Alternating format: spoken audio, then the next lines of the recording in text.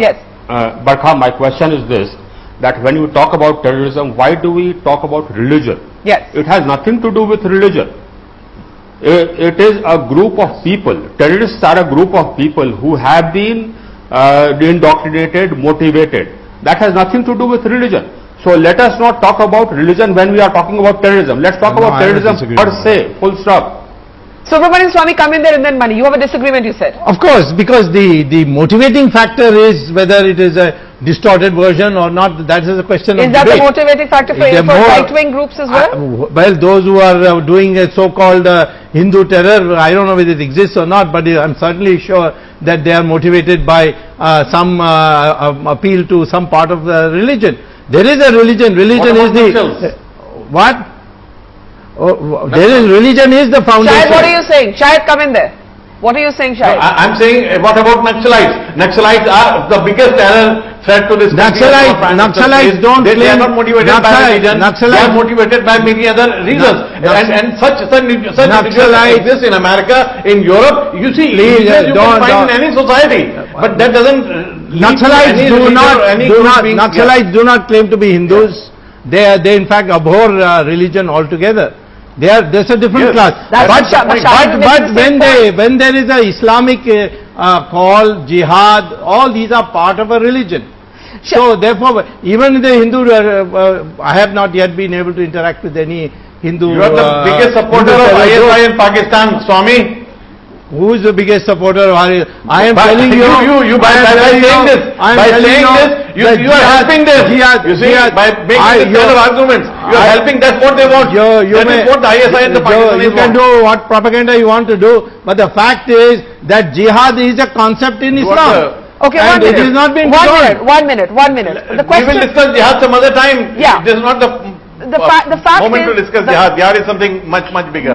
Subramanian Swamy, this is an important point, and here's the problem. Why do we see such selective empathy? For example, it would be nice to hear the BJP also express some concern about innocent Muslim boys who are picked up. After all, as a party, you should believe in due process. Equally, you have some Congress leaders, while the Prime Minister is congratulating the DIB today, saying the Indian Mujahideen is a mystical organization. Well, the fact is that if they are Muslims who are innocently picked up, and they have been. No. You acknowledge that No. That's not. They are only out on bail. They have not been exonerated.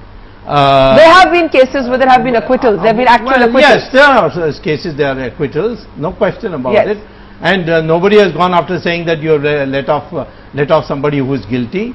There has been never. In fact, in the classic case of that professor in Delhi or lecturer in Delhi, it was a clear case, and I don't think anyone objected to his being let off by the courts. Yes. The fact of the matter is that we can't get sidetracked into this question of whether there is Hindu terror more or Muslim terror more. Their religion is being used. There's no doubt about it. And the quantum of cases of terrorism we have today in India, if you catalog them, they are overwhelmingly belong to those people who claim they are doing it on behalf of Islam. Whether you accept that Islam or not is a different matter. But isn't there merit to what Shahid Siddiqui says, that we are the one country where none of our Muslims have actually been associated with any major international terror organizations? There are no Indians connected to the Al-Qaeda. Well, certainly this is one of our advantages, but it is contracting, because today Bhatkal is from a place which is always known to have Hindu-Muslim unity, and that's Bhatkal town in near Mangalore. We'll take and we have it in Delhi, we have it in Chennai now, we have it in Kerala. Okay, Sumit is waiting to speak, but Shahid, I'll allow you a quick point. Shahid. Bhatkal may be from Kerala, or there may be some other individuals, but in Karnataka, wherever, in America, you.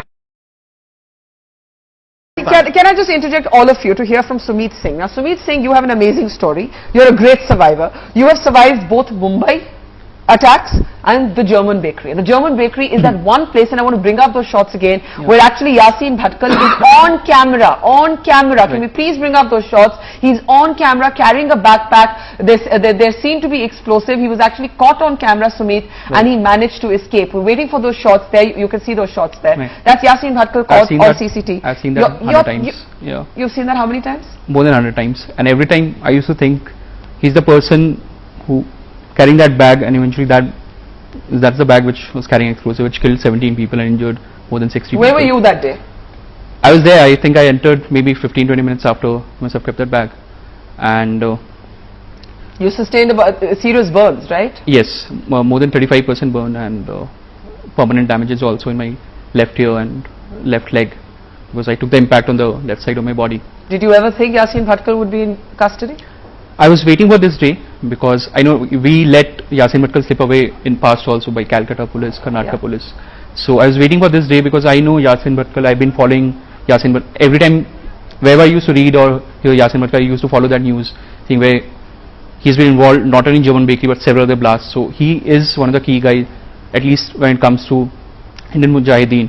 Now we are having this whole debate about Indian Mujahideen. Does that disturb you, the politicization around terrorism? It does, because I believe when a bomb goes off, it does not say whether it's killing a Hindu or a Muslim. A terrorist never sees the religion of the people they're killing. Probably, but every time a bomb blast happens, we try to politicize the entire issue and get into a petty discussion of Hindu, Muslims. I don't think a terrorist has any religion. But what would you like to say to the politicians on this panel this evening? Barkai tries to shoot Dr. Swamy over this guy's shoulder. Sad tactic. To use a bomb victim's emotions in this way. What would you like to say to the politicians on this panel this evening? I think it's very easy, because people have not seen their loved ones dying in a bomb blast. It's very easy to sit across in an AC room and commenting upon the terrorism, Hindu.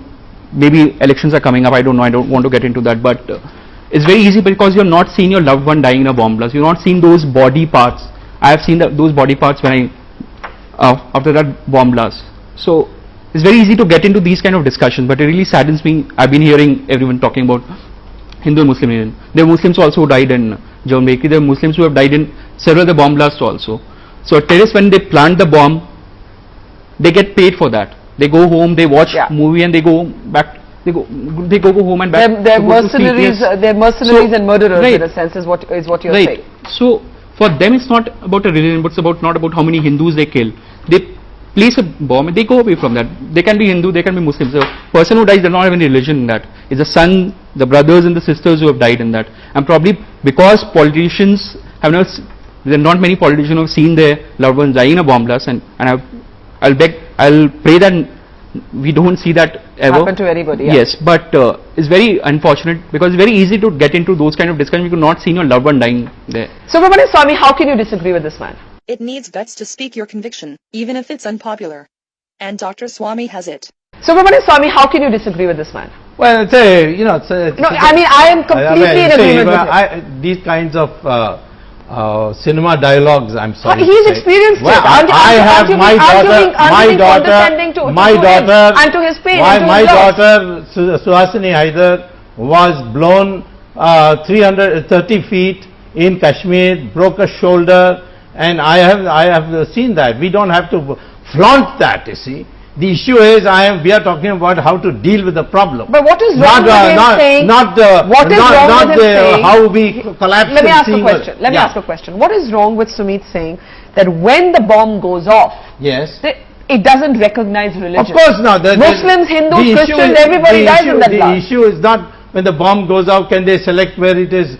The issue is when the terrorist is motivated, how is he being motivated?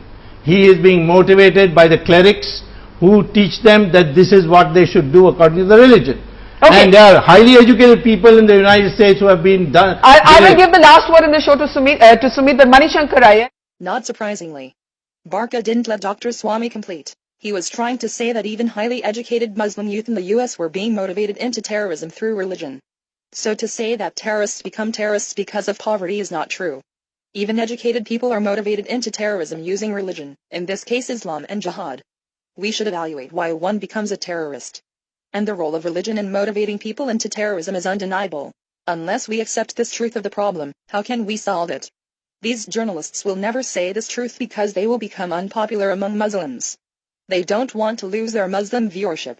And political parties like Congress and AAP maintain silence on this truth. Because they too don't want to lose Muslim votes. And whoever dares to break the silence is called a communal religious fanatic by all these silent secular people. Irony.